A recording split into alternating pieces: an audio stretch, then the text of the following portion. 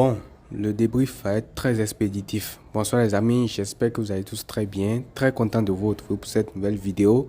Débrief de la victoire du Barça 2 buts à 1 contre le Real Valladolid. Le match a été très ennuyeux. Surtout en première mi-temps, on aurait dit un match du Real Madrid, mais on le sait tous à ce moment de la saison, surtout quand tu fais autant tourner en première mi-temps. L'objectif de ces derniers matchs en championnat, c'est de gagner, tout simplement de prendre les 3 points, de rester devant le Real Madrid avant le Classico qui se jouera dès la prochaine journée en Liga. Donc il était capital aujourd'hui de prendre les 3 points. Au début, Hansi Flick a fait tourner. On a vu que la première mi-temps a été tout simplement catastrophique. Et c'est grâce à ce genre de match-là que tu peux voir déjà que l'été prochain, lors du mercato, il va falloir renforcer pas mal de postes en fait. Parce qu'aujourd'hui, quand on prend le 11 remanié que Hansi Flick a fait, et beaucoup lui sont tombés dessus, je vais revenir sur ce truc-là rapidement. En fait, on ne peut pas reprocher au coach de faire tourner en fait. L'Inter Milan a fait tourner, le PSG a fait tourner, Arsenal, bon, je pense qu'ils ont aligné leur 11 type, mais la plupart des équipes en ces temps-ci sont en train de gérer leur effectif parce que ce sont les dernières énergies qu'on va mettre dans les plus grands matchs en fait. Donc beaucoup sont tombés sur Hansi Flick, il faut mettre les meilleurs joueurs maintenant en fait. Il fait tourner maintenant si après sur le banc, il n'y a pas la qualité qu'il faut, là, ce n'est plus de sa faute. Du coup, je disais que quand on fait tourner dans ce genre de match-là, on voit que le Barça n'a pas vraiment l'effectif qu'il faut sur le banc. Parce qu'en attaque, quand tu fais tourner, tu te retrouves avec Ansu Fati, Pau Vitor et Dani Rodriguez qui était un jeune de la Masia qui est monté et qui est malheureusement même sorti sur blessure au bras et tout. Mais tu vois vraiment que sur le banc, c'est très limité. Les latéraux aussi, c'est très limité. Au milieu de terrain, ça va quand même, mais en attaque et au poste de latéraux, quand tu fais tourner, c'est beaucoup trop compliqué de faire une équipe compétitive. Et du coup, on l'a vu, logiquement, sur la première mi-temps, il ne s'est absolument rien passé. On prend un but gag lors des premières minutes. Après, on est obligé de revenir au score. Du coup, ça tente, ça ne marche pas. Ansu Fati n'est pas bon. Il n'y a pas de cohésion entre le milieu et l'attaque. Sur les côtés, c'est faible. Il n'y a pas d'apport sur les côtés, rien du tout. Du coup, franchement, la première mi-temps, elle était catastrophique en fait. Catastrophique.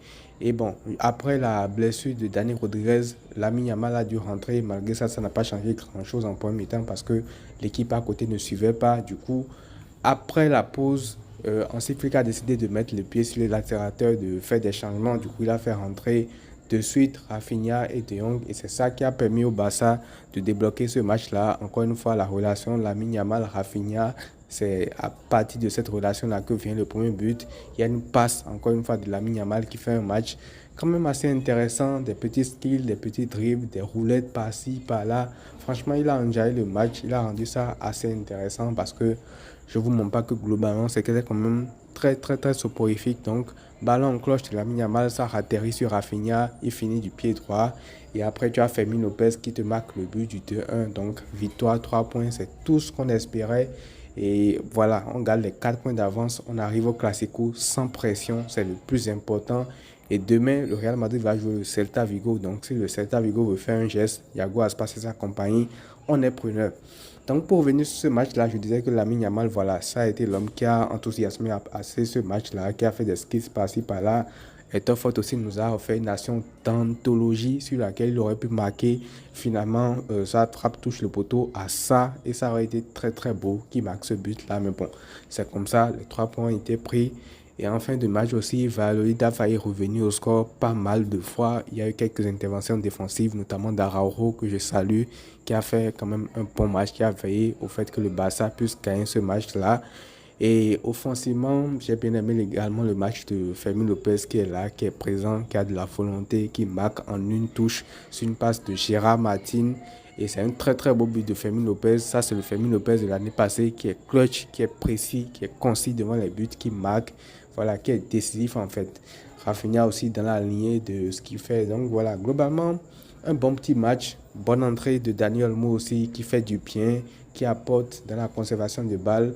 En fin de match, quand tu mènes 2-1 comme ça dans un contexte difficile, que tu veux garder le score, voilà, il permet quand même de faire circuler le ballon avec Lamine Yamal, de combiner, de garder le ballon, de ne pas le perdre bêtement et de ne pas forcément offrir des cartouches à Valladolid pour revenir. Donc globalement, assez bon match. Les joueurs se sont reposés. Baldé, on aurait espéré qu'il joue quelques minutes aujourd'hui pour être titulaire contre l'Inter. Ça n'a pas été le cas. Donc je pense que Contre l'Inter, il va sûrement rentrer en jeu. Maintenant, ce sera Hansi Flick de penser à un plan pour le remplacer sur le côté parce que je pense que Gérard Martin, ça ne va pas du tout la peine. Christensen aussi, qui a joué son premier match titulaire de la saison.